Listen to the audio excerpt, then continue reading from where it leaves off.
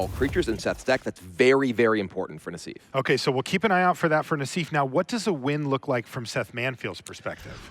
There's nothing to kill his creatures. He gets down perhaps Annex, Hardened the Forge, which we see in this particular hand that he's mulliganed into. That can protect his creatures from Deafening Clarion, give you those satyrs that can come through and get the attacking even after the sweep.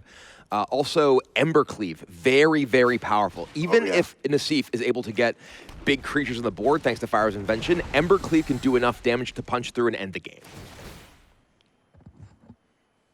Now, if you're sitting in Seth's seat, you better hope he charges his cell phone, because his plays are pretty straightforward. He's like, Scorch Spitter, your move. Now, before even anything's happened for Nassif, he's going to resolve 2 different Scry 3s. His deck has a lot more play to it. Yeah, Nassif, we've many times called him a very deliberate player. And you know, this is a deck that has a lot of decisions, even at the beginning of the game with the Scries from the Sphinx of Foresight. So while Seth has a lot of fairly straightforward plays here, Nassif's going to be taking his time. Now, I see good draws here actually shaping up for both players. You see the Deafening Clarion in hand for Nassif. Now, he is on the draw, however, this game. And a quick start here from Seth Manfield sees the old 1, 2, 3. He's got Scorch Spitter into Runaway Steamkin, and then he can play Annex Hardened in the Forge at the least next turn. Yeah, and this is a situation where Nassif would love to just be able to take a little bit of damage, Deafening Clarion away the board. Unfortunately for him, the Annex means that won't really be an option, so he's likely going to just have to commit the Bone Crusher Giant here to kill the Runaway Steamkin. He's actually just going to do it right now. Doesn't want any possible shenanigans happening that could get that out of range. Interesting here. A pair of Fervent Champions now in hand, or Annex Hardened in the Forge. It's a choice for Seth Manfield. I think going into your opponent's turn 3, you almost just have to play Annex just to protect your board from getting swept. The Fervent Champions, just coming in, if your board does get removed, you have exactly Annex in your hand, and by itself, that's just not a powerful card. Yeah, that is not a tenable situation. So we're going to see Annex Hardened in the Forge hit the battlefield on a critical turn 3. Now, Nassif has that Deafening Clarion. He does have a Hollowed Fountain. He could play untapped and sweep the board. But as we know, it doesn't really sweep the board. Well, Annex is just like the breakout card. It doesn't sweep the board, but at least gets Annex off the board, right? You're taking 2 instead of at least 5 next turn from this board right now. So even though you end up not actually getting the full clear that you'd hope for, it's still pretty good, because it's just going to get worse as more creatures to put into the board with the Annex, and then more things will be left over if you don't play the Deafening Clarion now. So Nassif would have to go down to 14. And that's exactly what he's going to do, but he's got to feel relieved that he does have that Deafening Clarion, a card that we highlighted coming into the match here. I mean, one of the truly terrifying things is the interaction of Embercleave and Annex, because Annex, getting the attack equal to your devotion to red, Embercleave comes down, increases your devotion to red, double strikes him, and suddenly you just explode. Yeah, it was funny. I was playing with a similar build to what Seth has in preparation to be in the booth here, and I thought, oh, wow, this is really close. I've got this Embercleave, I can just get my opponent dead, and then I'm like, wait, what? And then, it was like -8, it was way easy. So big turn here. This is the point when Seth Manfield says, this is what I got. It's all on the table, both Fervent Champions, both Satyrs into the red zone, and Nassif is down to 8. This is the point where, another copy, for example, of Deafening Clarion would just be devastating, but he doesn't have it. And now, on the board for another Fervent Champion. Triple Fervent Champion now. Is that the Embreaths here are also a really big deal. The Castle Embreaths that are on the board for Seth are really important to make all of these one-attack creatures into. He's going to have to decide between one or the other. He has to pay 3 mana and tap the castle to give his team +1/+0. But it is to each creature, and let's not forget the Fervent Champion as triggers as well. And it looks like he is going to go for that play here. Yeah, the Embreath is just more damage than the Fervent Champion. Right. So he can block one of the Fervent Champions, and he takes 7 damage. Down to 1 against mono red. Not where you want to be if you're Gabriel Nassif to kick off the morning here. It is important to note there isn't really burn in Seth's deck, but the burn has in the form of just haste creatures, right? Even if Nassif is able to clear off this board, assuming that the Sphinx dies as well, which actually, just come to think of it, nothing in his deck would do that. But just the Fervent Champion coming in, any creature that gets through at this point is just game. Right? Yeah, and speaking of just game, it is looking like that's the case here. Esteem vents off the top. Now, Is there a world? No, he can't play the Steam Vents untapped, so he won't have enough mana to, for example, play Omen of the Sea and then find Clarion. It just doesn't seem like there's a way out for him. Basically, Nassif is in a position where with the Fires, he's stuck on 2 cards anyway, right? He can only play 2 spells in a turn, so he can play Sphinx into Sphinx and just hope there's no additional creature to get through. But we see the Fervent Champion is in the hand as an additional haste creature to attack for that 1 damage. So the mana, not an issue. That was my mistake. But at any rate, he just doesn't have the resources available to get the job done. And that's because of the 3rd copy of Fervent Champion in hand here. And this is the best he can do. Yep. And it's not good enough. Wow, the closest of margins here for Manfield, and a shake of the head from Gabriel Nassif. So close, he almost stabilized. He has 12 power of Sphinx in the air, and it's just not enough. Satyr is just going to come in, get that 1 damage through, and we see this game how powerful Annex is in this matchup. We talked about how important it is to have Clarion. Nassif had it, but the Annex was there to just give that leftover damage, and exactly enough squeaks through to give Seth the first win. Unbelievable. With 1 more life for Nassif, he would have so much flexibility and maybe force Seth to top deck. In this case, though, nothing needed, and that is Seth Manfield taking down game number 1. Wow, that was true mono red fashion as well. It was, right? It really was. Every card, every resource, you're exactly at 0. Let's move on to the next game. And crucially, as I was saying, there aren't actual burn spells in Seth's deck. So, while that board may have looked like, oh, how are you possibly going to win if you don't find like Deafening Clarion, in the situation? It's only a haste creature that kills you in that position, right? So that's why I think Nassif took the line that he did, rather than say play his Omen, hope to dig for Deafening Clarion exactly, because if he plays the Omen and doesn't hit Deafening Clarion, he is dead. Yes.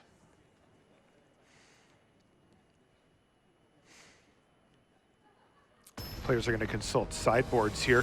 I should mention, as we work our way through the round, these players are playing, well, the winner's going to move on to play against Marcio Carvalho, which will also secure, at worst, a 3rd place finish in the tournament, good for $100,000.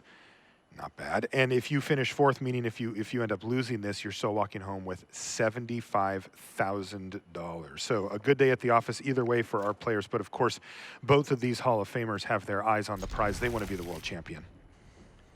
And how does this opener look here for Seth? Seth's hand is pretty strong here. And mostly what you're looking to do when you're playing mono red is spend your mana on creatures that could attack, right? And specifically, Unchained Berserker is an excellent one because it does prevent the ability for Deafening Clarion to just clear the board. Also can't be bounced by Teferi Time Raveler. Crucially, Yellow Hat does have the Bone Crusher Giant that can kill something on the 2nd turn, but does require him to take damage if he's actually going to do that with the untapped Steam Vents.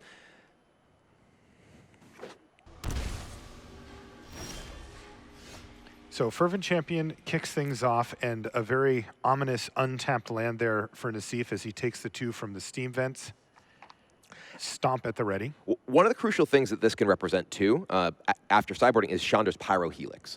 That it's not just the Bone Crusher Giant. So the possibility of Chandra's Pyrohelix has to also be in Seth's mind and how he navigates this turn. Seth's going to kick things off by just attacking with Fervent Champion and kind of testing the waters here. Hey, if you want to try to protect your life total the most possible, and as we saw in game 1, 1 life can be the difference, then that stomp is going to have to come out of hand right now for Gabriel Nassif to kill this champion. But of course, we know that there's any number of good follow-ups that Seth could have. So if you're sitting in the Nassif seat, you have to really make a choice here.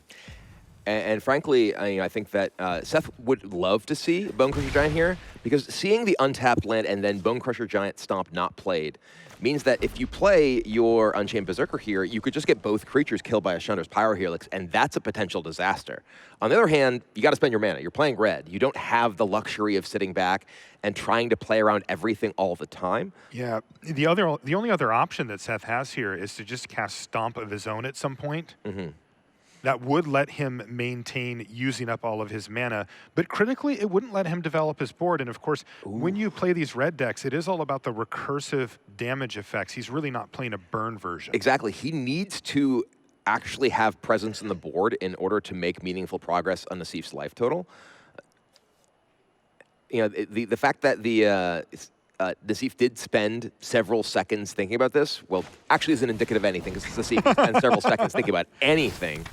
He's going to go ahead and play the Berserker. And this is, the consideration here, I think, is a hallmark of one of the things that really makes a player great. Because a lot of times you're like, okay, I've got 2 mana, I'll play my 2 mana creature. It's like, well, my opponent took 2 damage from a shock land. That means something, right? That's important for me to keep in mind, and how that implies my opponent's hand looks.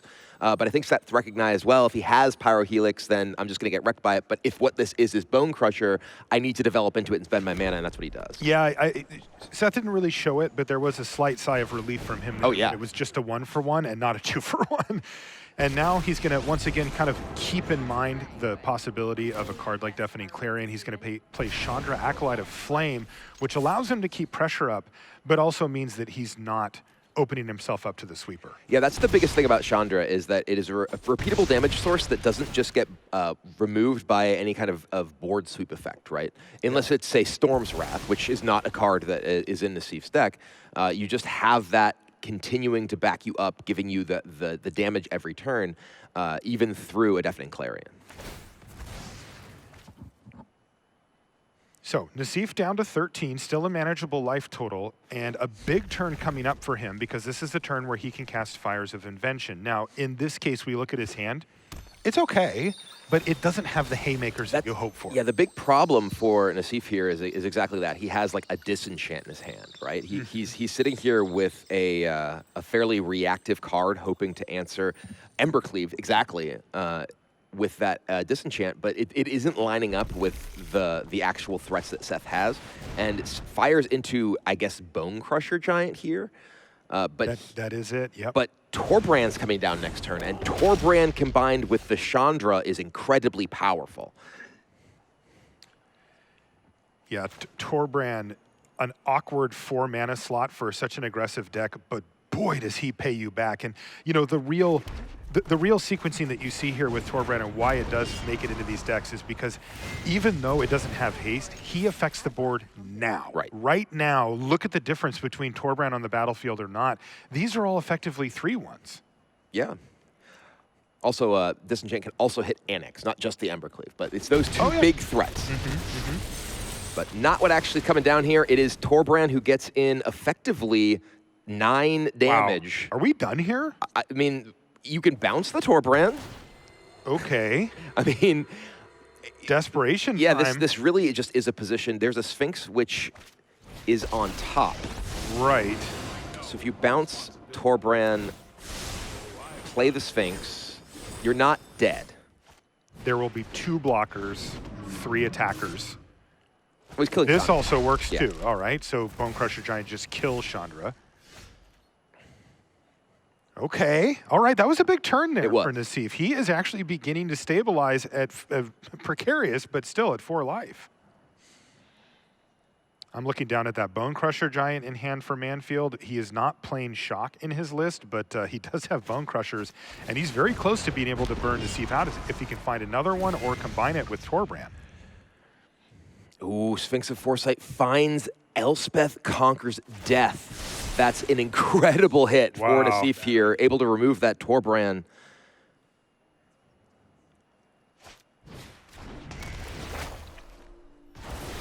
That was absolutely critical for Nassif. You see that Seth was setting up the win the next turn, and now his plan has disintegrated. What a rip for Gabriel Nassif. Boy, he needed that one. Oh, yeah. Yep. That is 2 turns in a row that he has staved off nearly certain death, or in this case, certain death. Can he stay alive going forward? Boy, what he really wants to see is a Kenrith or something like that.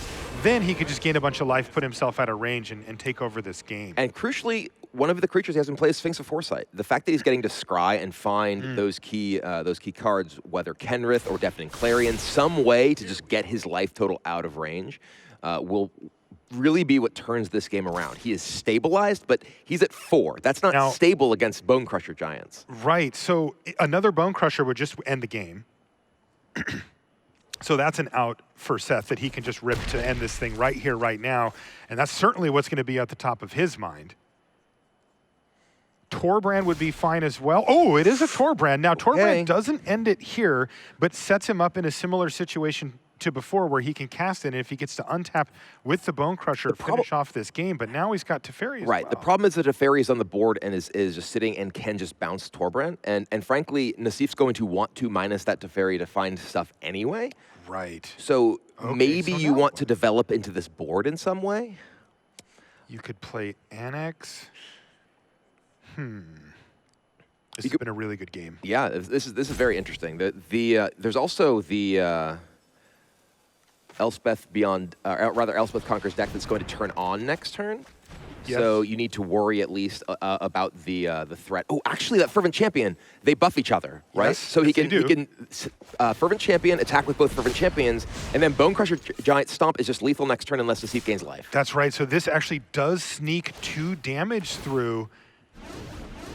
Wow, Nassif has all the tools he needs to win the game, but his life total has dwindled so low that he may not have time to do it. He needs to top deck something here. He's got a Scry. He's got a Scry, a draw, and another draw for Teferi. That's a Fabled Passage. That's not going to be good enough. That goes to the bottom, and he finds Clarion! Clarion. That can give his creatures lifelink and put him out of range. What a rip for Nassif. Did you see him lean back? Oh in his yeah, chair? oh yeah. And I mean, here, this is a position where you're just deafening Clarion. Usually, this is the Pyroclasm, right? Slagstorm, clear the board. But I think Nassif's just going to want deafening Clarion just for lifelink. Yes. Go to Leave 10? yeah, That sounds just fine. leave the Bone Crusher in play. You know, you don't care about killing your opponent's Fervent Champion, but this is an 8-life swing. Suddenly, you're at 10, your opponent's at 8. They're dead next turn instead of you. Oh, incredible rip there for Gabriel Nassif. It's all coming together for the yellow hat here. It was actually bouncing Bone Crusher. Okay, and he's going to sweep. Interesting. And just gain the 4. Okay, he can give both, remember, so he gets the 4 off of the Sphinx of Foresight, puts him up to 6, and gets rid of the Fervent Champion. Still, this feels risky. It's just sitting here, I'm like, 6 life is one thing, 10 is another. Yeah, I mean, he does know that there's a Torbrand in. No, never mind. It didn't get bounced. It got exiled. So he didn't know there's a Torbrand in hand. That's correct. But the threat of, for instance, Torbrand coming down, making that more damage. Perhaps you don't want to leave that on the board. Is he just going to replay the Bone Crusher Giant now? I mean, it's really his only other option at this point, right? He's got Fires in play, so there it is. Mm-hmm.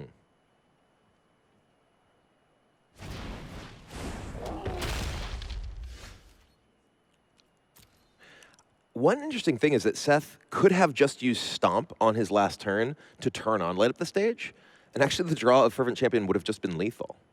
Just thinking about it, right? Like, he chose to play the Light Up the Stage for full cost rather than commit the Stomp immediately. But now, 6 life, so much farther away. Yeah, it really is.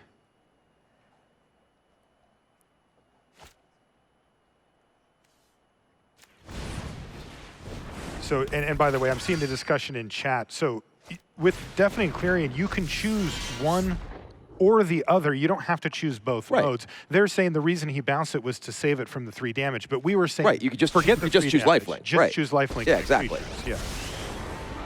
Well, Elspeth is conquering death, bringing back Teferi, who just goes back to being death. Like, no. Being dead was fine. Speaking of being dead, Cavalier of Flame, will this make Manfield dead? Ooh, Devout Decree as well. A much better answer than the Disenchant. And you know what's even better than that? Teferi Time Raveler just saying, get that thing out of here. Activate Cavalier of Flame, and we're going to be attacking for lethal. That's the game. Rimrock cannot block. And that is Gabriel Nassif stealing one. He was so close to dying multiple times. That Deafening Clarion, no matter which way he cut it, got the job done. Yeah, and that was a nail biter of a game. That Deafening Clarion absolutely saving Nassif. But in this sort of situation, I have to wonder if Seth may be getting in his own head over that particular turn, because there was the option to play the Stomp, to activate the Light Up the Stage, because there wasn't the second chapter yet of Elspeth Conquers Death, right? That came the following turn. Well, back to the sideboards we go for our 2 Hall of Famers duking it out here in our lower round 3. Gabriel Nassif versus Seth Manfield. This is the Magic World Championship 26. I'm Marshall Sutcliffe. I'm with Brian Kibler. And this is the one of what could be 3 matches. Remember, the winner of this game is not through. They still have more work to do. You have to win 2 matches against your opponent to advance.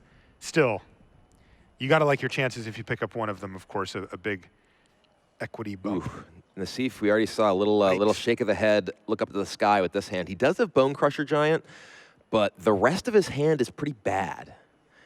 Oof, okay, he's like, all right, I have early removal. I have at least something to do, but he needs to find a lot more. Boy. Second Bone Crusher is very good, though. Yeah, definitely. This is one of those times where if you draw 2 lands, you're probably dead. Right. Now, drawing another early interactive spell, that changes the game significantly. Here's Robber of the Rich.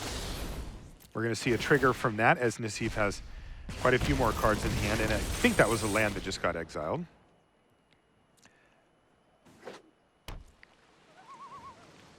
So Bone Crusher's going to want to take care of Robber here. Yeah, I expect we'll see it die prior to getting to attack.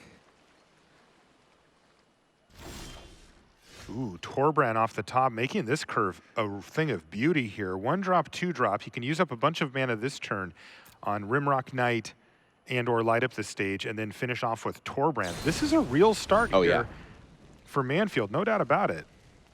You'll see he's going to do this before combat. That way a rogue hasn't attacked this turn and there's no trigger as well. And he only takes 2 damage now. Ooh, maybe I spoke a little too soon. Boulder Rush coming in, making another 2 damage on top of it, 4 for the turn. Down to 12 goes Nassif, and then we're going to see the Rimrock Knight hit. And this curve is lovely. Yeah, and there's only the Bone Crusher Giant in hand for Nassif right now. No answer to Torbrand coming down next turn until Elspeth conquers death, and you'll probably be dead and have to actually conquer death if you don't do anything in this game up till turn 5. Also a funny scenario here. He has to decide which creature to kill, and Torbrand somehow makes the Scorch Spitter better than the Rimrock Knight. And also, the remaining lands that Nassif has, he has some Pain lands, and he has the Fable Passage at least can come into play untapped. Another mountain off the top. Not really what Seth wants at this point, but this turn was already slotted in for this. Yeah. Torbrand, Thane of Redfell, hitting the battlefield and representing a massive hit. And now Nassif is going to have to fire off Stomp here just to stem the bleeding, but he's taking at least 5 here. Yeah, this one really hurts. And again, he doesn't actually have an answer to Torbrand itself. Right, that's the real issue here. He can kill Scorch Spitter, which again represents 6 damage versus the Rimrock Knight's 5. But it's still 5, and Torbrand does just fine, thank you very much, on his own. Another land off the top of the library. He's got a blocker at least, got a Bone Crusher. Bone Crusher for blocks. But I mean, that's 5 damage from Rimrock Knight alone. It is. There's a lot of draws here for Manfield. Oh, and Chandra Acolyte of Flame was exactly one of them. The additional 2 1/1s, especially when you consider the fact that Torbrand's on the battlefield, means that a quick game 3 is going to secure this first match for Seth Manfield. Yeah, Nassif was able to come back from the brink of death in the first, but didn't even get close, that one. Seth just had the perfect draw and absolutely ran him over. Absolutely. That's what you sign up for when you're playing mono red, right? You want that curve out. You want it to be, yeah, you know, it wasn't like Nassif wasn't casting spells. Right. He did cast 2 copies of Stomp and a Bone Crusher Giant, but it's just not a potent draw from his perspective, and that lets Seth run him over. And yeah, we talked a little bit about Nassif's mulligan decision in that game, right? He kept a hand that had a Bone Crusher and effectively nothing until turn 5. Right. And we saw what happens when you just Bone Crusher and then do nothing until turn 5. You die. Yes, you absolutely get ran over.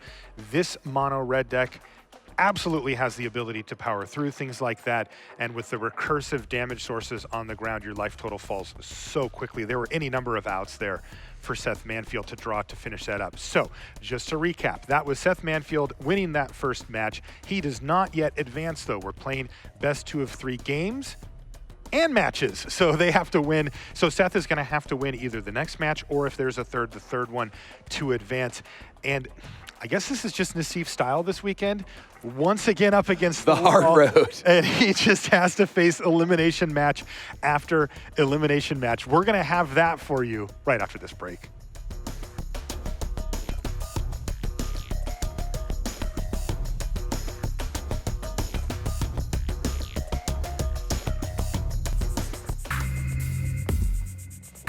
Hall of Famer and your 2015 World Champion, Seth Manfield.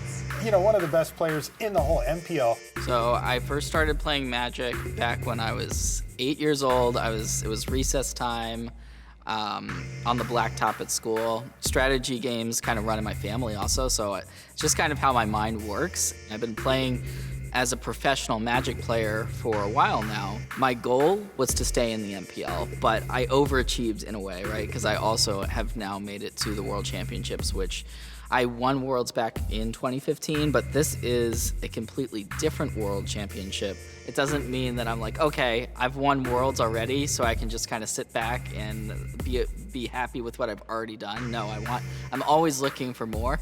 This World Championship is absurd. I can't even think about what I'm playing for right now. You at home, you are the ones that have to think about all the stakes on the line. I'm gonna be playing my best Magic. My name is Seth, and I will be the next world champion.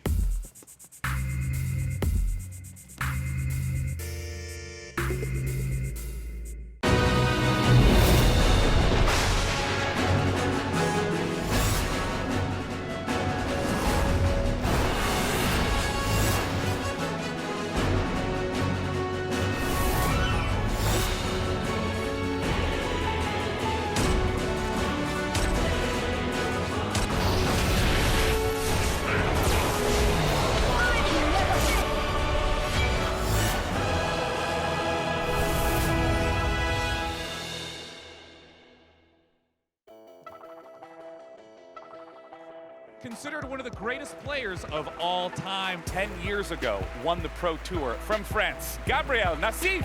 This season has been kind of crazy for me. I qualified for Worlds kind of out of nowhere.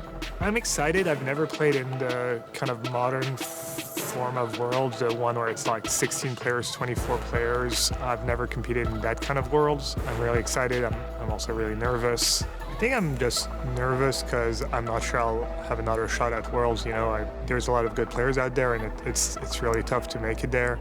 I think once I'm sitting down and playing the game, it's all the same. I just focus on what I can control. You know, as long as I'm happy with the way I prepared and just play my best, I don't feel like I have anything to prove, really, you know. I don't think I'm one of the best players in the field, you know, probably somewhere in the middle. It'd be kind of unexpected and amazing if I win, but yeah, if I can have a trophy on my way home, that'd be nice. Je suis Gabriel et je serai le prochain champion du monde.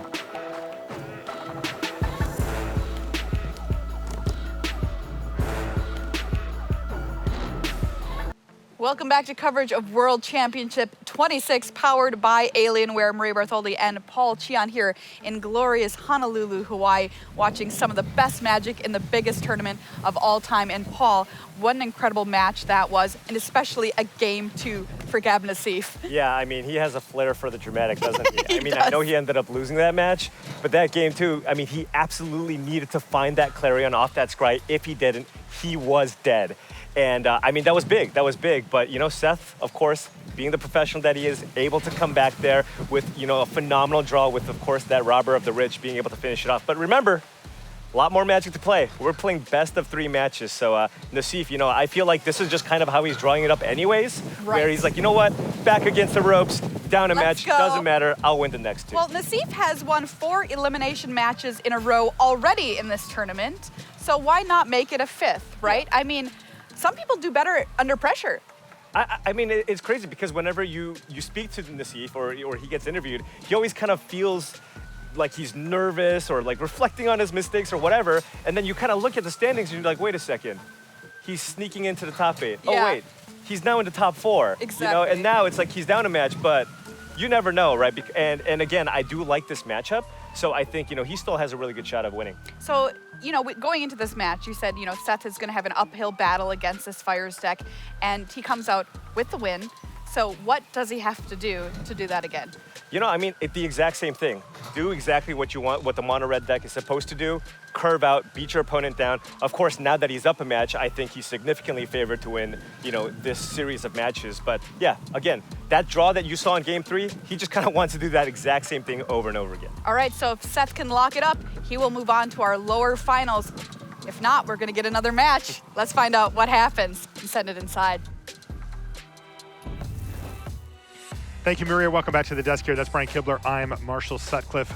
Great opening match for us here in our lower, and yeah, this could end, right? This next one could decide it. Yeah. If Seth Manfield can have another couple of those draws and just a little bit too slow for Nassif, he could advance and knock Nassif out. But Nassif has had a knack for staying alive in this tournament. He's really taking the long road, taking the hard road. He actually was very close to advancing in the upper bracket on day one, and made what he believes was a pretty critical error in his match against Eli Loveman, and since then has just been grinding, battling back this whole way. Yeah. This, I believe, is his 15th match. I believe it is. Wow. That he just played or is going into. He's played a lot of Magic, and for Nassif, that's a lot of Magic. It's a long time playing Magic. All right, well, let's head on down. It's time for the next match here between Seth Manfield and Gabriel Nassif. Players getting seated and ready again for our second match. Seth Manfield having taken down the first one. He's getting ever so close to moving on in the tournament, knocking out Gabriel. Again, I'll mention it again. These players are playing currently in the 3rd and 4th place position in the tournament. If you end up in 4th, you get $75,000. If you move on to the next round, you're guaranteed at least 3rd place prize money, which is $100,000. Not bad. Not a bad weekend. The worst. Quick mulligan. Oh, and by the way, you're still alive for $300,000. That's right. That's right. That's right. That's just your worst possible day. It's $100K. Consolation prize, $100,000. Unbelievable. It's been really fun broadcasting this tournament. Oftentimes I'll talk to people at home who aren't really Magic players. What are you doing this time? Oh, another one of your tournaments? And I'm like, no. It's a little different. This one's a lot different. I mean, that's one of the things that really can't be overstated, just how big this tournament is, not just in the overall pantheon of Magic, of course, the World Championship, but this is the biggest World Championship there's ever been. It's $1 million prize pool. Right. I mean, we saw the pictures of Seth won the World Championship 5 years ago, 2015. I believe he won $50,000. The winner of this takes home 6 times that. Seth is already guaranteed more than that, even if he loses this match and then the next match. It's incredible. Also, the location is great. Hawaii is just one of the best places to hold a tournament. Everybody's happy, relaxed.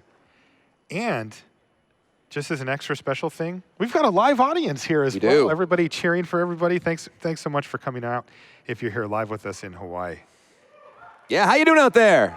Yeah. Great crowd here. And so what did we end up with here? A mulligan to 6 for Seth. He goes Mountain Go, doesn't have anything, but a pair of robbers as well as a Torbrand makes up the rest of his hand. And now we're over to Gabriel Nassif, who has a little bit of work to do with that Sphinx of Foresight. And now he's going to play his Temple of Triumph before passing the turn back. And we're going to see that Robber of the Rich hit the battlefield. And ooh, Annex is the next card off the top of the library. You can cast that next turn as well. Get in with this Robber. Let's see if he hits anything. No, it's just a land that's just going to get exiled. Passes the turn back to Gabriel. No wonder up here is a pretty big deal for Seth. It does it makes both Annex and Torbrand way worse, right? This deck really operates on hitting all of its drops because they magnify the power of its best cards. Annex, Torbrand, Embercleave, all of them want you to do something every single turn.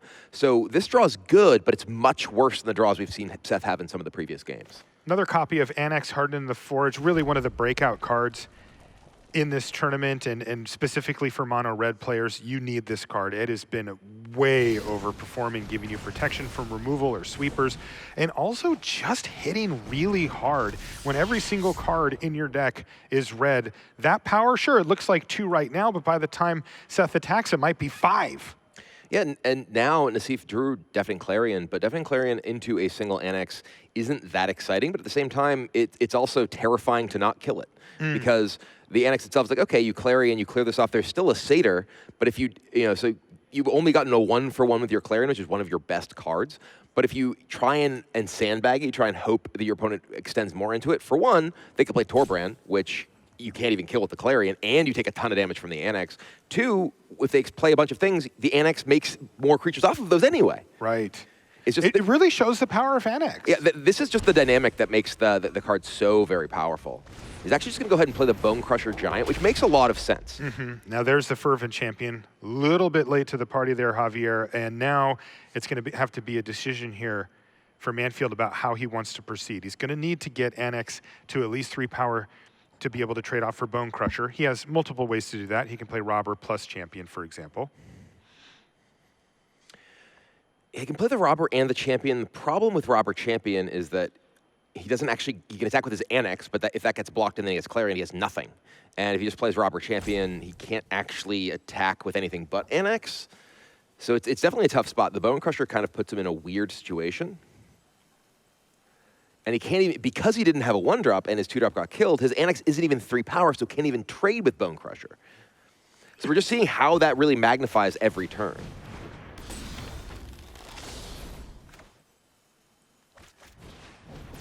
So he is going to play the Fervent Champion, which is Javier Dominguez's world champion I card. honestly had never noticed that the animation he has when he comes into play is the trophy.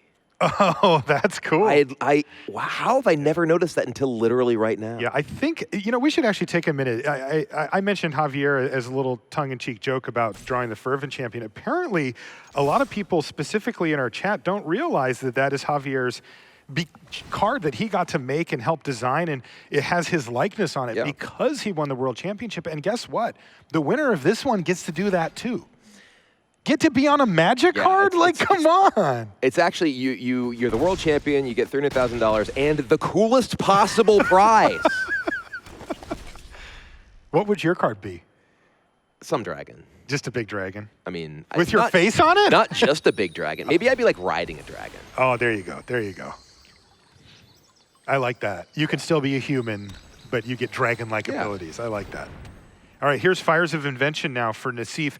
This, of course, is one of the key interactions that he has. He plays Fires of Invention. There's really no way for Seth to mess with it. And if he has the tools to overpower, this gives him such a huge mana advantage going forward that he could easily crush Seth. The question is he too far behind? Does he have the tools to do so? And now we see the Clarion and, shake of the head from Seth. That attack with the Annex, we talked about it a little bit. The attacking with Annex there did leave him open to Deafening Clarion. Yes. And it could be Seth being having the mindset of, okay, well, if you have Clarion and in this game, given the way that my draw shapes out, I can't beat it, right? Maybe I don't think I can beat the Clarion. Maybe I can't actually play toward that, but also, maybe there was a read from Seth saying that he thinks that Gabriel would have cast Clarion just to kill the single Annex, and he says, okay, I'm going to go with that read. It didn't work out for him. He's down to just Annex Hardened in the Forge all by his lonesome. I like Gabriel Nassif's position here. Given that he has Fires of Invention, he does need to find some more action, though. He does, but he has a lot of time, right? Right now, tons of time. Seth has had multiple boards cleared here. He has a single card in hand. Well, now more cards because one of them got bounced. Exactly. But, no board state now. And Nassif's at 13, right? This isn't a situation where Nassif's under a ton of threat. The real thing that Seth's looking for here is Embercleave. Embercleave is the card that, as I mentioned at the beginning of the match, can break open even a board that Seth has built something very powerful, especially in combination with Torbrand. And now that Fires of Invention is on the battlefield, Nassif can't use Brazen Borrower's Petty Theft ability to bounce a creature on Seth's turn. So if Seth can just play out multiple creatures and eventually just find Embercleave, unless Nassif is killing him quickly, he's going to actually still win the game. Really showcases how powerful Embercleave is as a finisher in this deck. There's another Bone Crusher Giant now for Nassif. Looks like he's going to go for the Brazen Borrower here, as well as the Bone Crusher. The real key for Nassif here is the fact that the creature he has in play is Sphinx of Foresight, because that scry every turn, it's subtle, but it's very powerful in this situation. He really needs to be able to find tools to close out this game quickly, because Seth does have that time to find Embercleave, which can allow him to run away with the game. Yeah, won Nassif game 2 of the last match. He found a land for his draw step. He put it on the bottom with Scry and found exactly what he needed. Now, the Brazen Borrower is going to add to the power in the air as the Sphinx of Foresight does attack, and Seth is down to 16. Gabriel Nassif, I think, recognizing that given what he's got in his hand, he actually needs to start pressing his advantage now. Mm-hmm. And the Torbrand doesn't really have the opportunity to attack itself, but that Fervent Champion draw is excellent. And even the Bone Crusher Giant Stomp, that can take out the Sphinx of Foresight because of the Torbrand here. That's right. Yeah, I don't think that Seth wants to offer the trade Torbrand for Bone Crusher here. Fervent Champion can get in, though. Yes. First strike with the Torbrand ability can get past the Bone Crusher, or do just 3 straight up to Nassif. So this was actually a nice turn for Seth. He's able to apply meaningful pressure here, further meaningful pressure, and really kind of compel Nassif to try to find something. I mean, there also was the option to just use the Bone Crusher to stomp, or rather use your own Bone Crusher to stomp the other Bone Crusher, play the Fervent, and just get in with both. That's a lot of damage. But the Annex... That would be 7. The Annex does threaten even more damage. This is a big turn here for Nassif. Can he find something huge? Bottom and a land off Foundry. the top. Uh-oh. He's had a few turns, going back to when he used Petty Theft to basically clear the board for Seth.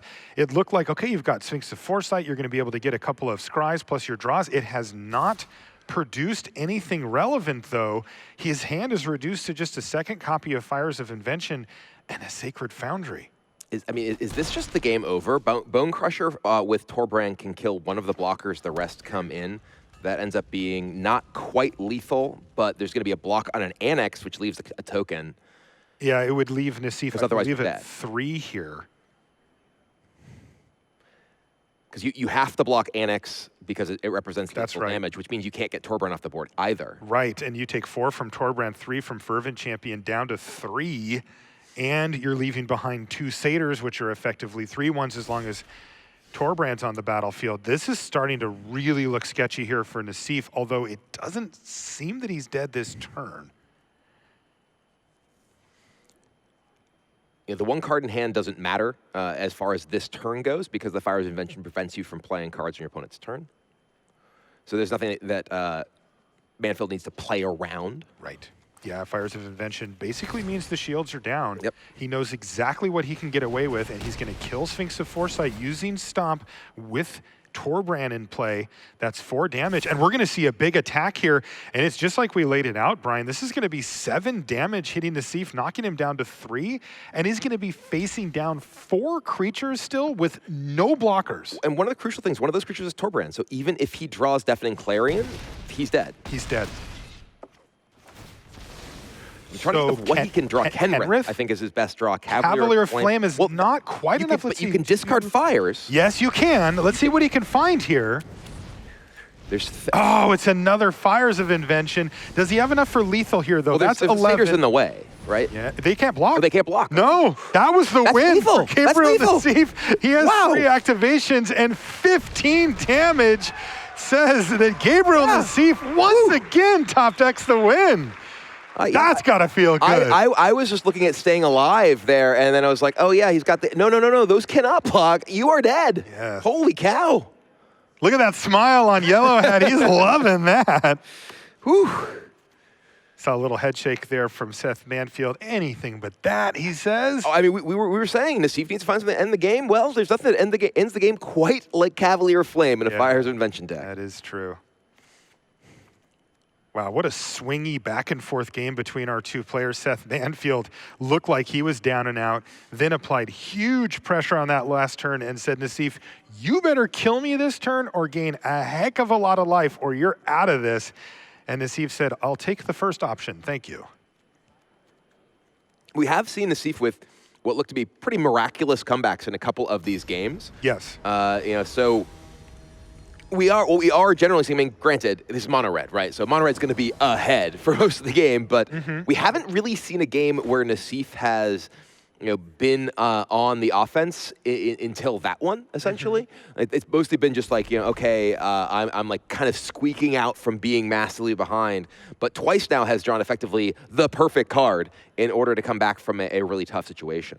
Yeah, and it's interesting because you got to be excited if you're sitting in Gabriel's seat that he was able to do so. But the fact that Seth is so consistently able to put him in a position where he needs to top deck has to favor Seth. Yeah, I mean, and that was a game where I feel like Seth's draw wasn't great. It was fine. This draw's nice, by the way. this draw is really good. Yeah. This is the first time we've seen Embercleave in between a match and a half. Right, and we could see it on the battlefield as well because this curve out definitely is amenable to getting Embercleave down and bashing, and that is a real handful for Gabriel Nassif.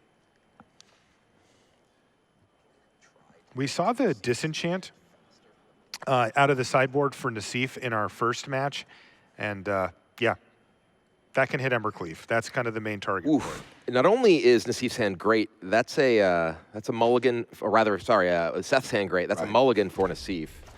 Revealed card, Sphinx of Foresight, so we'll see how long Nassif takes for his very first turn. Scorch Spitter kicks things off here, that 1-drop for Manfield before passing the turn. And Nassif is going to have to really leverage Stomp here to keep the board clear, and that would effectively keep Embercleave off the board as well.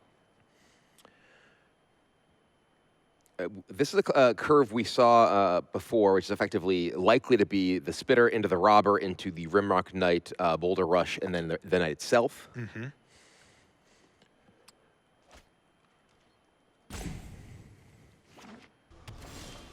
Okay, light up the stage gives him a little bit of wiggle room here as well.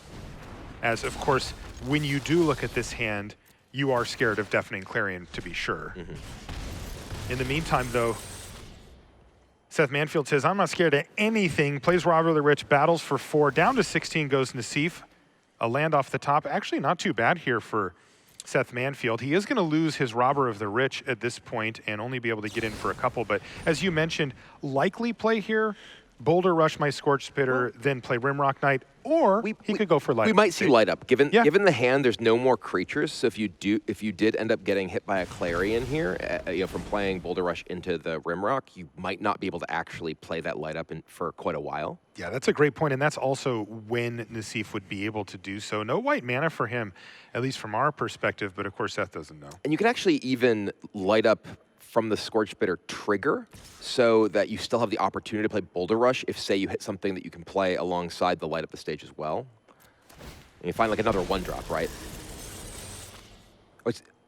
Yeah, so he has to wait, but he still has access to both of those. So Boulder Rush you, and now the question is, do you want to Rimrock Knight or do you want to light up the stage? And you know what he says? The Scorch Spitter's not no, it's a sorcery, never mind. Right, light up stage is a sorcery, but he still could do that post-combat. But here, it's one of those situations where Scorch Spitter on its own wasn't doing it. So, I don't think that he could just sit here and keep passing the turn. He's going to just go ahead and develop his board, get 4, realistically 5 power on the battlefield, and kind of ask Nassif, do you have a sweeper? And he says, no, I don't.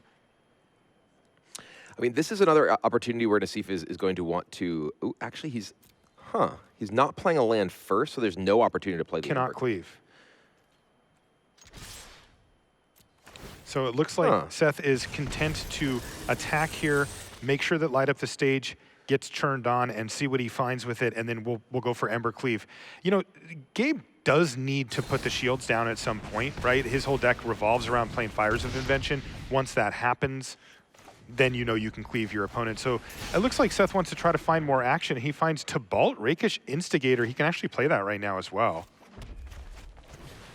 Not bad. Yeah, I mean, it does give him a creature that helps with the Embercleave, does prevent any life gain, though there's not really life gain that's a huge threat just yet. We're going to see the signature play now from Nassif. He's going to go Fires of Invention into Sphinx of Foresight. Is that just lethal damage? Yeah, whenever I see Rimrock Knight plus Embercleave, I'm just like, it's got to be, right? It's not quite, right? Because you have Rimrock, it ends up being 8-9. You're 1-off lethal here, I believe. You are. But that of course means that the devil, if any of these devils die, the game. Right. Oh yeah, that's actually true. And if what a horrible position for Nassif. Also, if he doesn't block. Right. And if he actually blocks the devil and not the Scourge Spitter, which there's really no reason to do, block the Scourge Spitter. Right. And there's the Tibalt in play means there's no life gain available. So even Kenrith coming down. Although if you play if you play to do the most damage possible, then Tibalt actually wouldn't live. Right, you could kill Tibalt with Sphinx of Foresight. You can kill it anyway. You just play the Kenrith and attack and kill it anyway. So. Okay, well this actually does get interesting there, doesn't it? Because he has blocked the Scorch Spitter, and now the interesting thing that I'm seeing here is, does Seth want to go for maximum damage, or does he want to kill Sphinx of Foresight? Because Kenrith can come down and gain a bunch of life. Right. And even attack and kill Tibalt. If you play the Embercleave on the Scourge Spitter and Boulder Rush it ends up killing the Sphinx with first strike. So you end up still having the Scourge Spitter in play as well. And then you get the extra damage as well. So that does track, though sometimes you'll see mono red players like this All right. Say, I'm going to go for all of the damage possible. And I'm going to get you to 1 life, Nassif. But Nassif is not dead here. He is not. He absolutely is in this game, even with the 2 devils on the battlefield, because Kenrith activated ability 2 and a white, gained 5. Now, whenever there's an Embercleave out, I still kind of assume they're dead, but we'll let it play out here. But this one is not just over. I mean, he can play the Kenrith and Bone Crusher and kill the Tybalt and gain life. There's an untapped land as well for Nassif. Which is actually important. Never mind. He had the red and then the activation anyway, so he didn't need the untapped. Yes. So Chad is pointing out that Tybalt prevents life gain. Yeah. That is true, but he can kill Tybalt with Sphinx of Foresight and then gain life. Sequencing.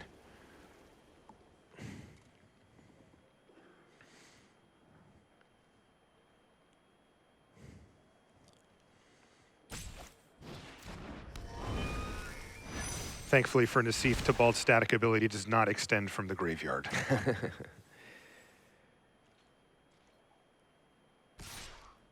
Tybalt goes down, Kenrith online.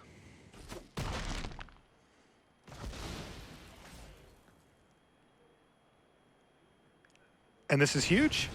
Yep. He even can cast Bone Crusher Giant here, and he has access to gaining 5 life to put him to 6. Now, again, if I'm in his seat, I'm always still scared of Embercleave, but a land off the top of the library, remember that Rimrock Knight's on an adventure, so it can't pump anything up. And you got to think that if Nassif gets to untap with Kenrith, that would put it completely out of range. Let's find out, though. I mean, at this point, Seth has to just hope that Nassif does something wrong. He doesn't have the ability to answer the Kenrith. He has just lands in hand. Mm-hmm. And Nassif has a face that says, I really hope I don't do something wrong here. As he lines up his blocks.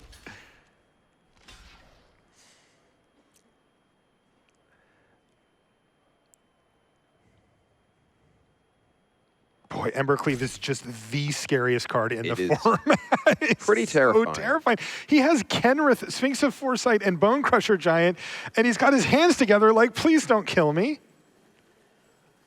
2 unknown cards in hand if you're sitting in Nassif's seat. From our perspective, we can say, okay, well, we've got all this information. We know exactly what's going on. But remember, from Nassif's perspective, another Boulder Rush, all these different things could just kill him.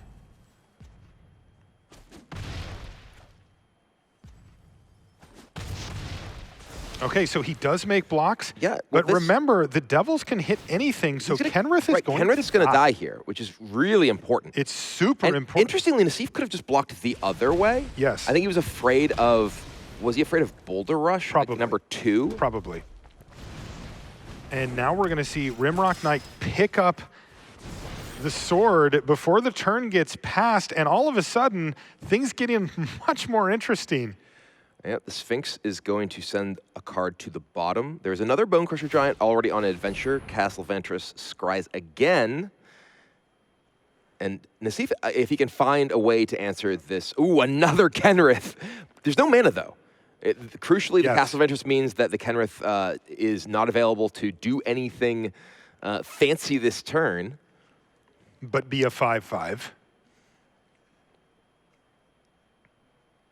Boy, these two know how to bring the drama. I'll tell you that. It feels like every single game has been close. Well, unless Seth decides to curve out, then it's not close. But every close game has been very suspenseful here. Nassif once again flooding the board with huge creatures, but he has to give so much respect to Embercleave. I mean, we can see there's just the single mountain in Seth's hand here, and Sphinx of Foresight gets to come in at least. Could even attack with Bone Crusher Giant as well. Yeah, cards that Nassif is thinking about, another Rimrock Knight, maybe Torbrand's on his list. Nassif really trying to figure out, you know, the thought process that they'll go through is here, what if you have nothing? Can I attack with Sphinx? Yes.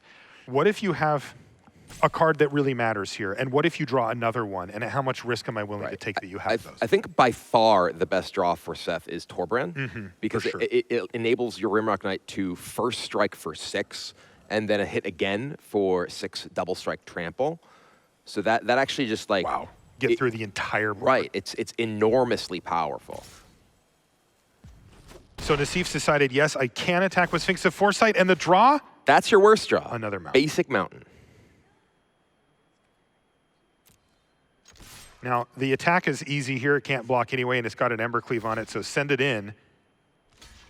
And we're going to see a double block, and kind of Gabriel Nassif going, please hold.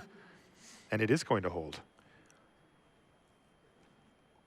And the situation here, the double block is So two reasons. damage is getting, yeah, go ahead. It's two reasons. One, it just absorbs as much possible damage that you can. Two, it actually kills the Vermark Knight if you don't have anything. You don't want to put your Kenrith at risk because your Kenrith is just going to win the game. If there's just nothing. Yeah, this is the sigh of relief turn here for Nassif because now he has active Kenrith and can start gaining 5 if he finds an untapped land, 10 life. So yeah, the land here, scry into the top, fine. That's 5 life. Yes. That Fabled Passage represents. You have no board, 7 mountains in play, and an unknown, but can't really be anything card, right? If you're in Nassif's seat, you just assume that's a mountain at this point. And he's going to draw Fabled Passage. And again, this is the ability to gain 10 life per turn. Man, we're seeing the power of the particular build of Jeskai Fires that Gabriel Nassif is playing. He has 3 copies of Kenrith.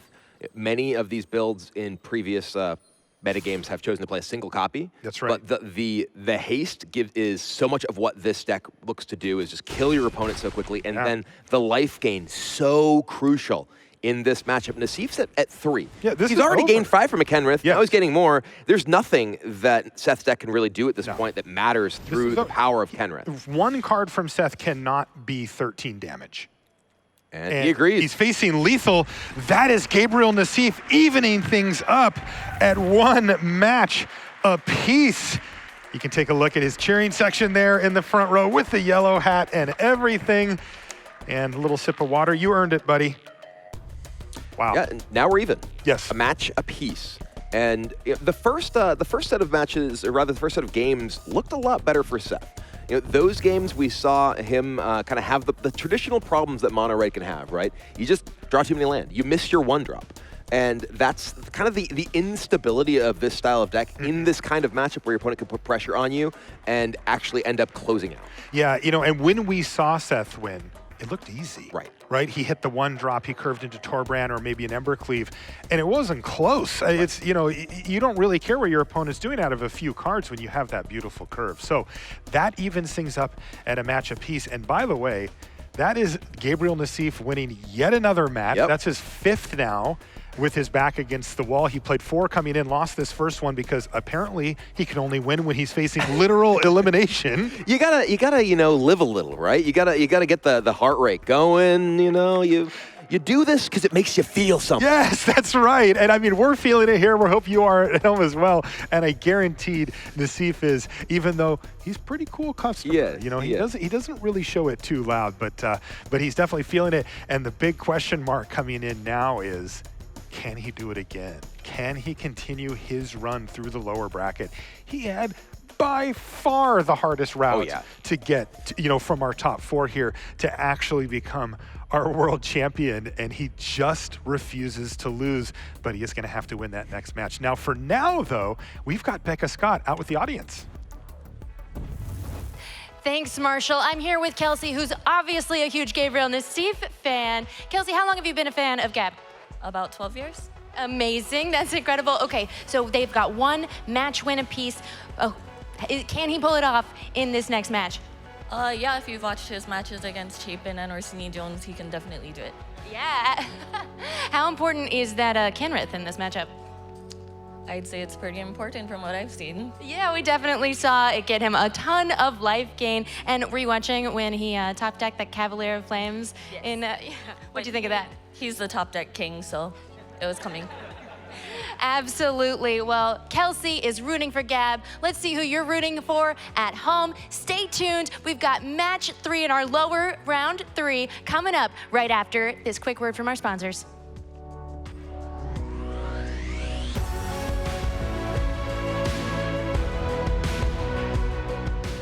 We're in the finals here of Mythic Championship 6. I'm Marshall Sutcliffe with Paul Cheon. Take a look at the trophy there as we work our way back into the feature match area.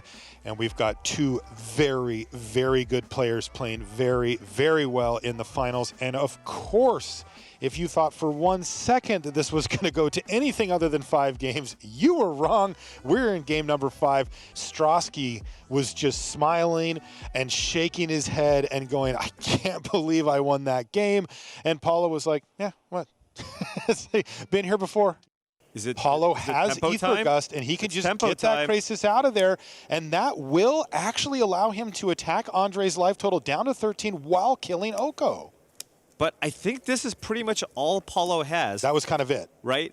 Strosky is still sitting at 13 life, and he just has a questing beast that Strosky needs to deal with. Paulo is completely out of gas here. He has 1 card left in hand. It's a land. And he's going to be very much at the mercy of the top of his library. He's going to need to find power cards like Nissa, who shakes the world, or similar off the top. If he finds a few lands, he could be done, and that was an island. He's going to take the 2 biggest threats, and when you mulligan to 5, this is the type of play that devastates you.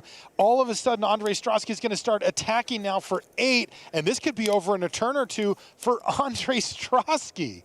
Paulo needs his own mass manipulation here to steal those creatures back. He has access to 8 mana. He has two geese with 6 lands in play. That's exactly the card that he needs to come back here. Can he find it? He draws his card for the turn. He just took a quick look at it and set it down. We didn't get to see what it was. Paulo Vitor fighting for his tournament life once again here in game number 5. It looks like it's an Oko.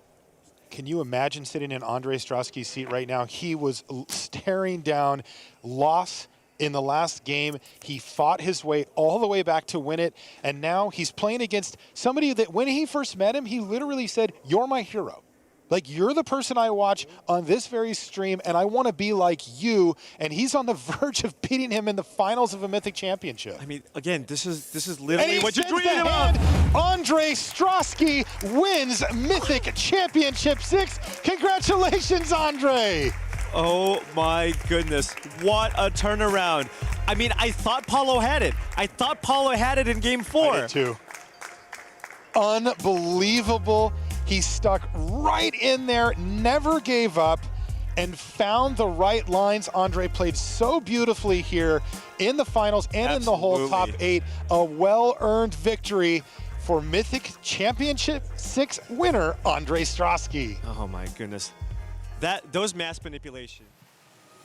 What's up, party people? We're here at World Championship 26, powered by Alienware, Marie Bartholdi, and Paul Cheon. And what an awesome second match we got there. Gabriel Nassif never fails to disappoint. Top deck king ripping that Cavalier Flames. Yeah, I mean, was there any doubt that we were going to see a third match here with Gabriel Nassif involved? Yeah. I mean, game 1, I mean, sure, he had some other good top decks he could have had there with a Kenrith or whatever, but Cavalier just to finish that game out of basically nowhere. You saw the Satyrs, but remember, those Satyrs can't block. Top decking that Cavalier, super amazing. And then, of course, you know, just being able to take it down in the next few games. But yeah, I mean, now the things have been reset. Yep. And now we just have a straight up best of 3 games match to decide who moves on.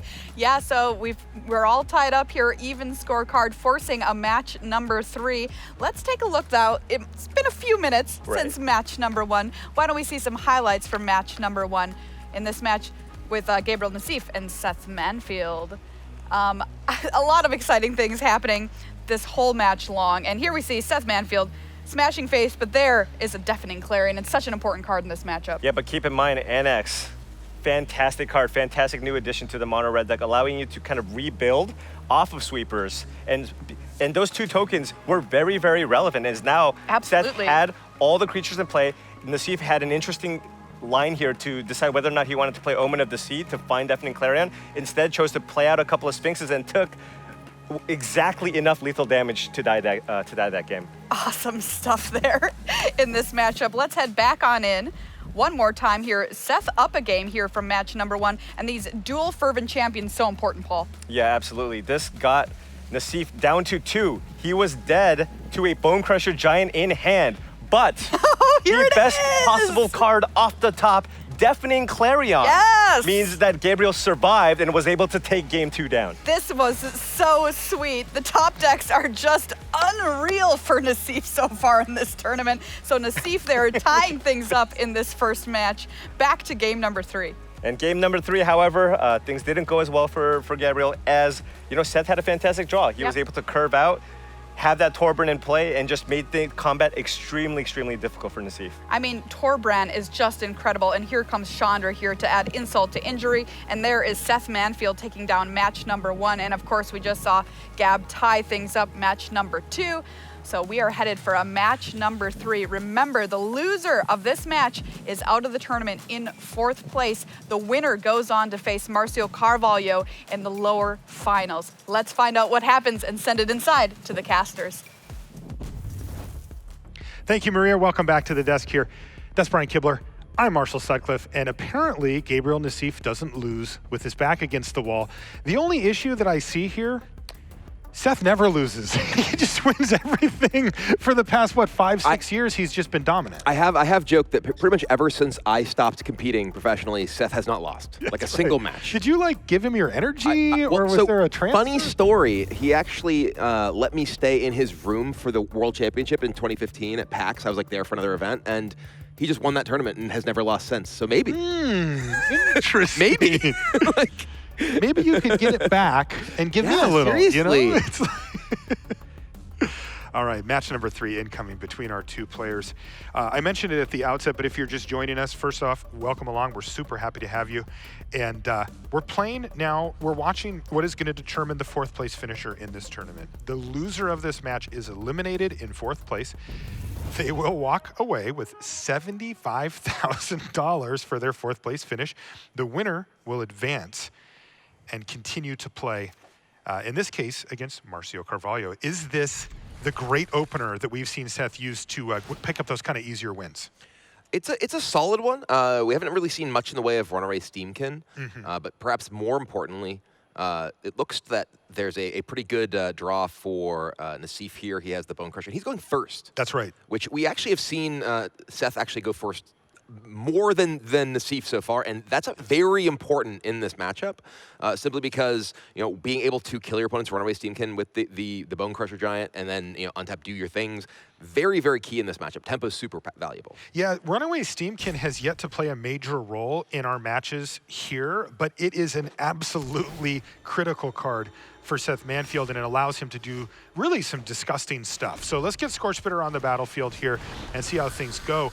One of the cards that we haven't seen yet here from Nassif is the critical card we talked about before, Deafening Clarion. Ooh, Annex Hardened the Forge off the top of the library. This is a 1-2-3 to die for here. And Bone Crusher Giant just going to clear this off. I mean, this is Nassif preventing 2 damage.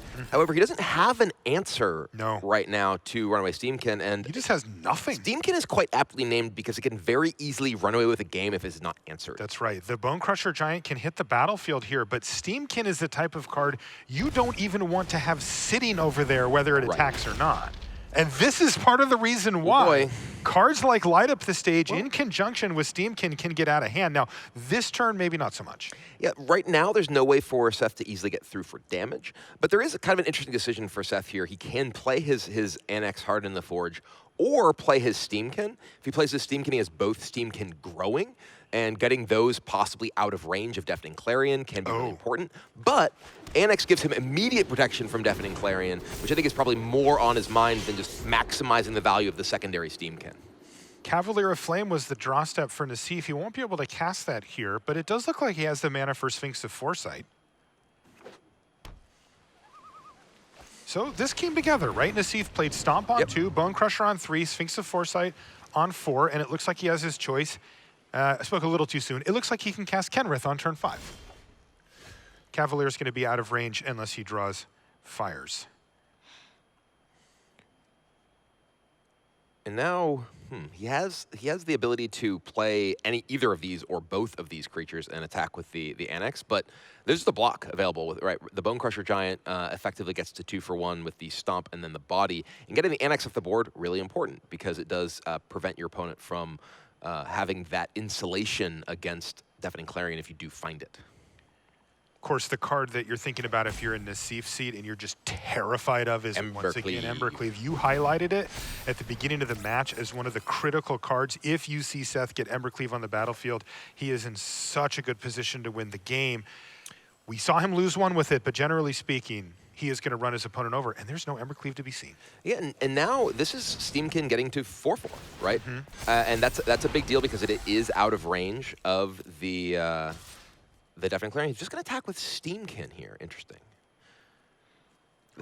Ooh, he's thinking. No, he's just going to attack with the 4-4 runaway Steamkin. And the Bone Crusher Giant is going to snap block that one.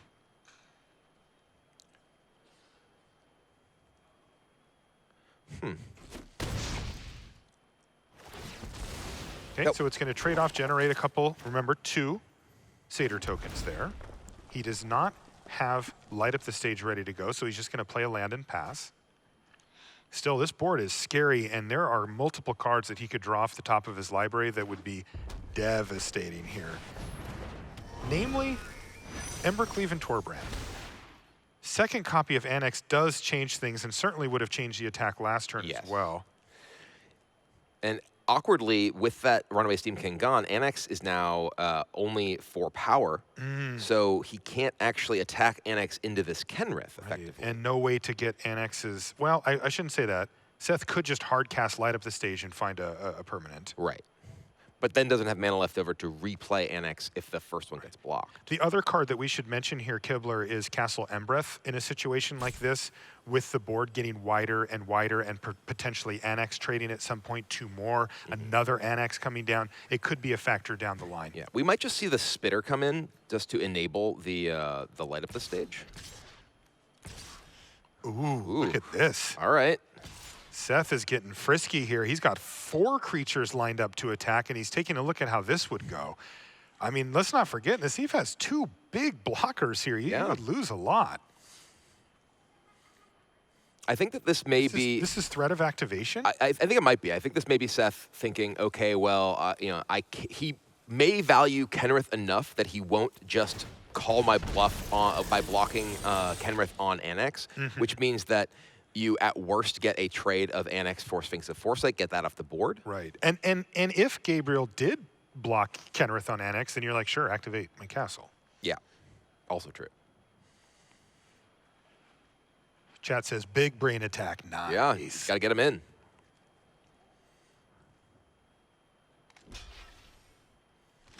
And it looks like Nassif says, no, that's fine. I'm just going to gobble up a couple of these satyrs with my big creatures now. This does leave him take a significant amount of damage. But let's not forget, he has Kenrith on the battlefield. He will have 6 mana available next turn if he plays Fabled Passage. 10 life a turn he can start gaining. Yeah.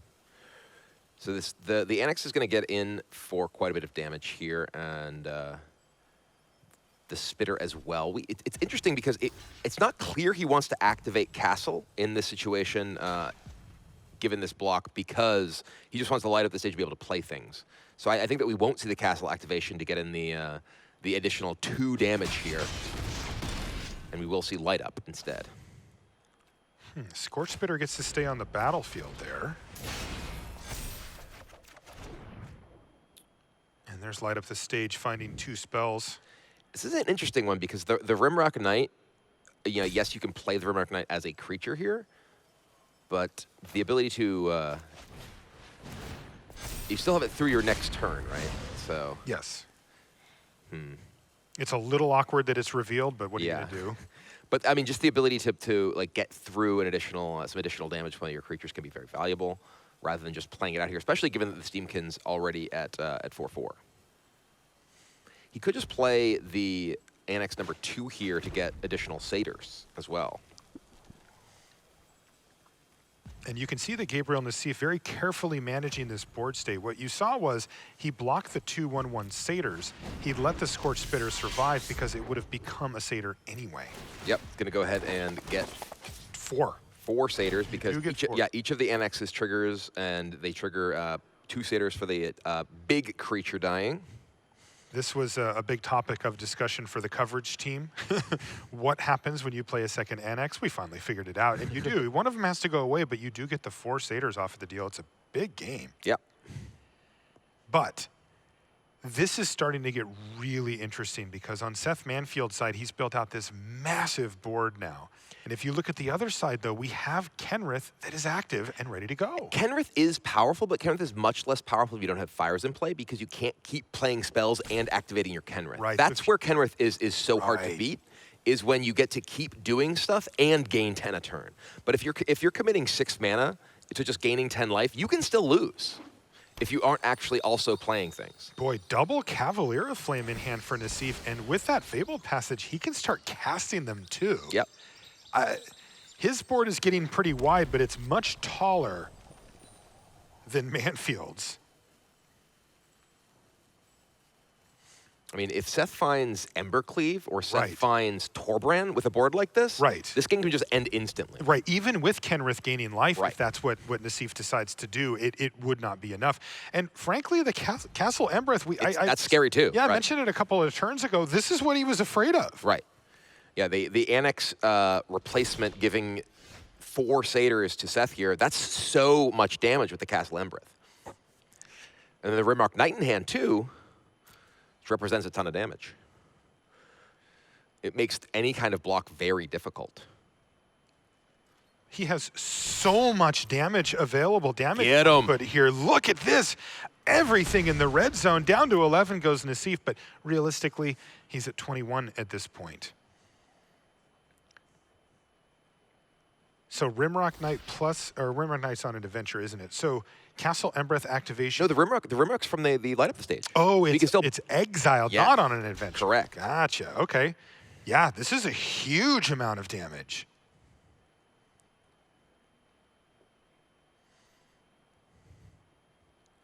Is this still?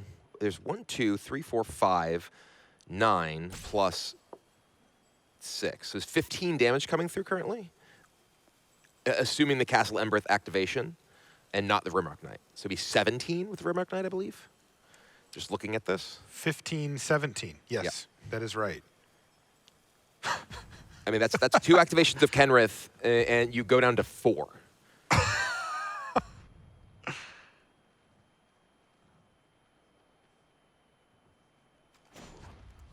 So here comes Castle Embereth.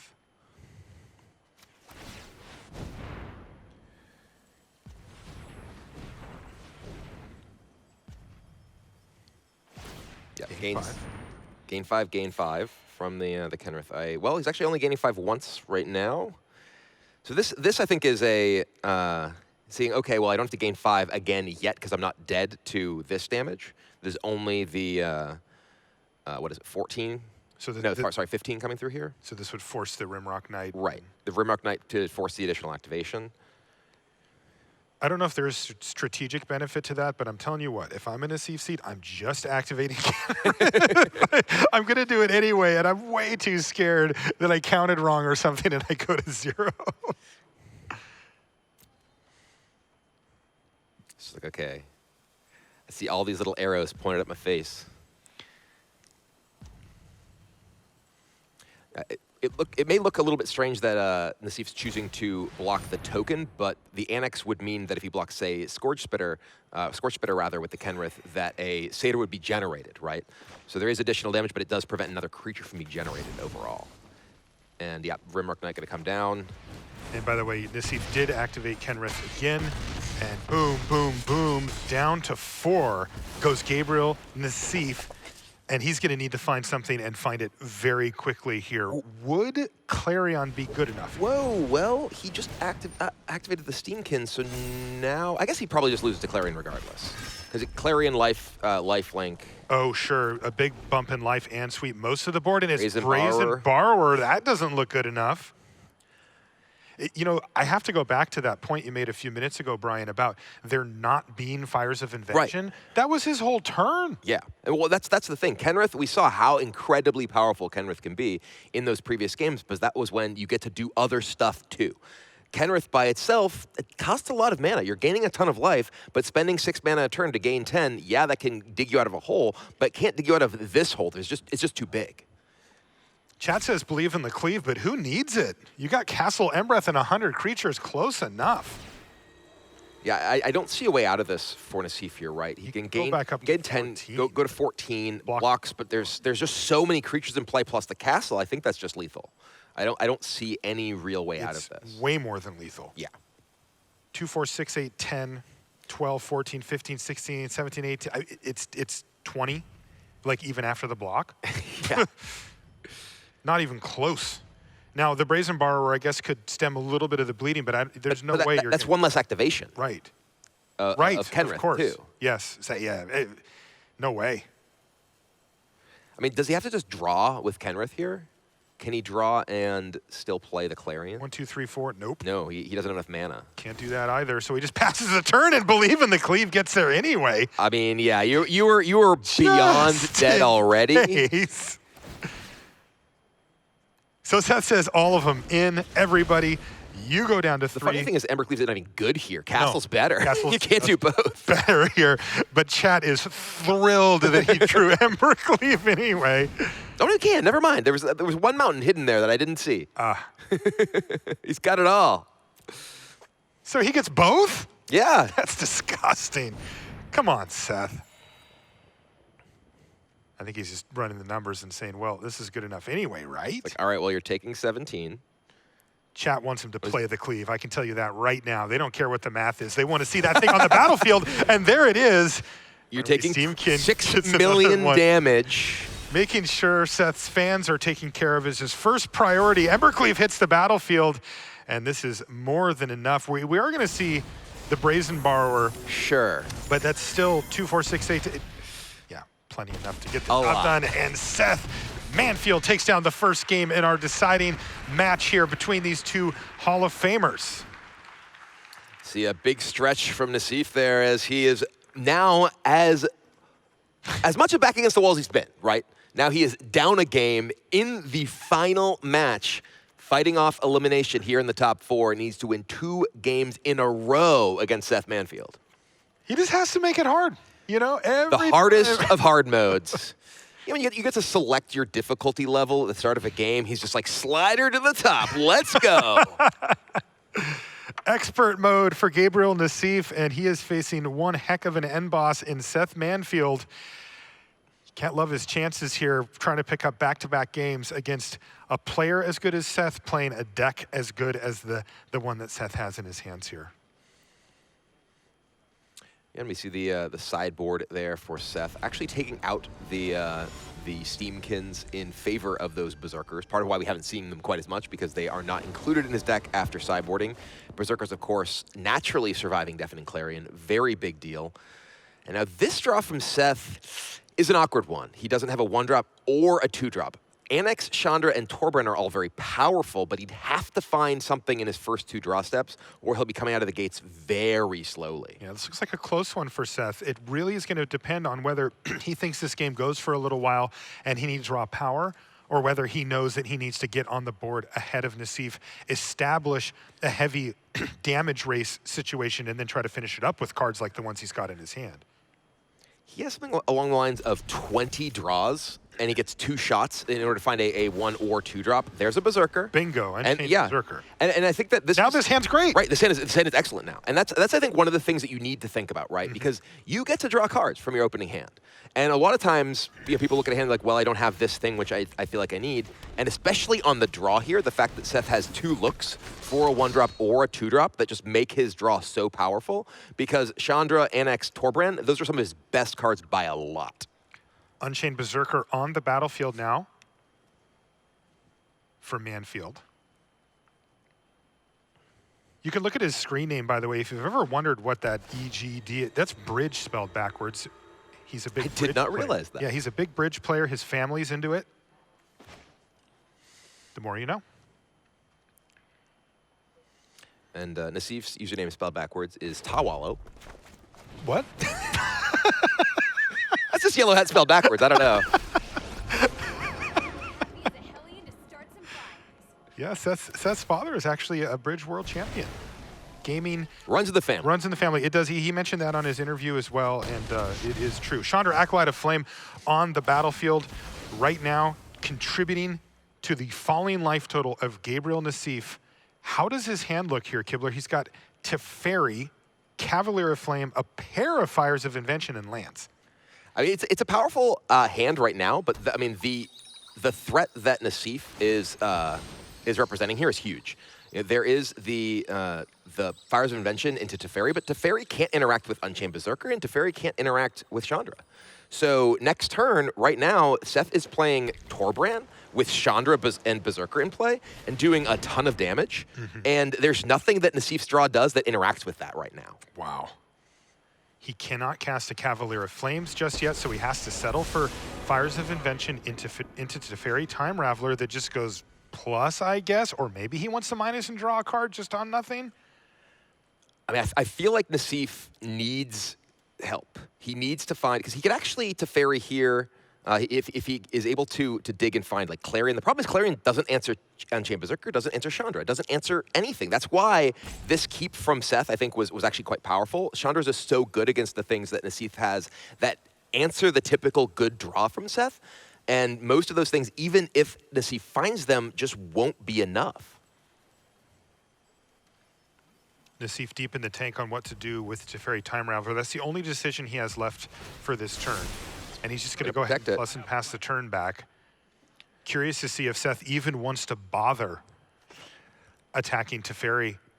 I don't think he will. I think that we're just going to face. We're Torbrowning, we're Chandraing, and we're doing a boatload of damage. This is a huge attack for Manfield. 11 to face, right? Like you can kill the Teferi. He's going to kill Teferi, okay. And then go 6 to Nassif. The Teferi does offer the ability to bounce the Torbran, which is really annoying. And can just kind of mess up the effectiveness of the rest of what Seth has. He doesn't have burn, so doing the 11 to face versus doing 6 to face and preserving his board, I think maybe on his mind as being more powerful here. Absolutely critical attack step here from Manfield. He has found a beautiful opening draw, 2-drop, 3-drop, 4-drop, and including Chandra, Acolyte of Flame, and Torbrand, Thane of Redfell. This is a huge amount of damage output. There's even the interesting option for Seth of just hitting Teferi for 3. Yes. Oh, he's found it. Nice, read Tibbler. Now he's maximizing damage to face while still preventing a Teferi minus activation next turn. Beautiful. Hey, you still got it, buddy. Maybe you took a little bit back from Seth on that one. I mean, I was in this room against Paul in the finals not that long ago. He's in the finals now. I'm here. That's still right. Here, you know? Right. Yeah, but to your credit, you did win that one. I did. You did. All right, down to 7 goes Gabriel Nassif. Teferi on 2, Loyalty, Torbrand safe on the battlefield. A land off the top for Nassif means that this turn he can play Cavalier of Flame, ditch a bunch of stuff. He can get rid of 3 cards and hope to hit. The question is, what does he find? I don't know. Like, he has to deal with Torbrand, which his deck does not do very well, right? Like he needs to be able to remove the Torbrand or remove the Shan. I mean, one of the best things would be if let's say he finds Kenrith, right? So he could Kenrith, haste, be able to attack into killing the Chandra. Yes. All 3 cards going away to this Cavalier of Flame. And it's Elspeth Conquers Death. Elspeth Conquers Death is huge here. There's an answer? Yeah, that's an answer. That is like the singular copy of Elspeth Conquers Death in Nassif's entire list. One of his best ways to possibly answer here. So he could leave him with just Unchained Berserker here? Yes. Elspeth Conquers Death can exile the Torbrand, then he can haste the Cavalier and kill the Chandra. It does leave him open to effectively dying to 4 damage, which is Ember Cleave. But he doesn't have the luxury. What else can he try and do? Man, Gabriel Nassif keeps it interesting. I will give him that. Here comes Elspeth Conquers Death. He can exile a permanent with converted mana cost 3 or greater, and there's a nice target on the other side of the battlefield in Torbrand. Away he goes. Now Cavalier of Flame's going to get haste and attack Chandra, Acolyte of Flame. Now, admittedly, Gabe is still in a tough position, but boy, it would look like it was over. I was ready to start giving this one to Seth Manfield, and Nassif says not quite so quickly there. Much like Elspeth, Nassif has conquered death, but not this time, Robber the Rich. Double Robber of the Rich, and we know that Nassif can't cast anything. What a rip from Seth Manfield, and he's going to get the job done here, defeating Gabriel Nassif and moving on to play against Marcio Carvalho. Nassif is going to have to settle for a 4th place finish and $75,000 for his efforts this weekend. Yeah, and Manfield navigated this game so well. Think about the Unchained Berserker attack. The fact that he did not kill Teferi, the fact that he did just the 3 damage, that was enough damage to prevent the bounce, but maximum damage to face meant he had exact lethal that turn. Perfectly played by Seth Manfield to give himself the maximum number of outs, and he finally gets rid of this super tough competitor. Gabriel Nassif, one Hall of Famer defeating another. Yeah, I mean, that was just a really incredible match. We saw Fantastic. Nassif, steal victory